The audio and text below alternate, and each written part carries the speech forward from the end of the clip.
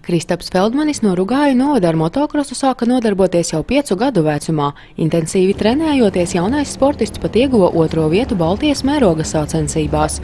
Diemžēl no savas aizraušanās Kristapam nācās atteikties ārstu aizlieguma dēļ. Negribējās jau uz vietas sēdēt un neko nedarīt. Tad izdomājām, ka brauksim autosportā. Nopirka tētis man golfiņu.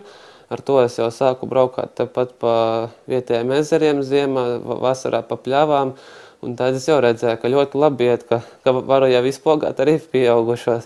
Šobrīd autosportists ir 17 gadus vecs un tikai ar braukšanas mācību atļauju kabatā izcīnījis čempiona titulu supersprintā, kā arī ieguvis 2. vietu Okartes autosporta akadēmijas projektā. Esmu dzirdējis ļoti daudz labus vārdus no slaveniem Latvijas rallistiem un sportistiem. Tas varētu liecināt par to, ka varbūt arī esmu kaut cik talantīgs, bet es domāju, tomēr galvenais jau ir jebkuram tam visam pieiet, tā teikt, ar vēsu prātu un nevajag baigi uztraukties, vienkārši darīt to, kas pašam patīk un tev, protams, kas sanāk.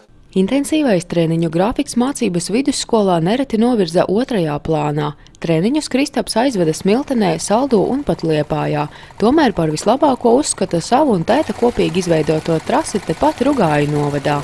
Viss sākās ar to, ka mēs neaizpagājuši ziemu braukājām ziemā uz Smilteni, Madonu, uz visām šitām trasītēm. Un mūs it kā neapmierināja tāda, kādas ir tās trases. Un es gribēju mums taisīt savu, bet savu trasi un labāku par visām.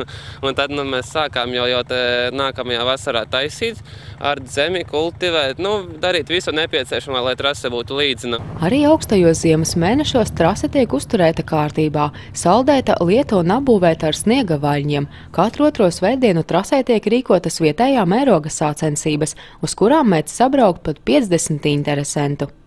Organizējam es, mans tētis un viens mans draugs. Un mēs to visu kaut kā cenšamies organizēt tā, lai tomēr dalībniekiem, skatītājiem būtu labi. Mēs arī taisam, tepat ir tēja, kur sasildīties, ugunskuri, lai cilvēki var atbraukt un atpūsties.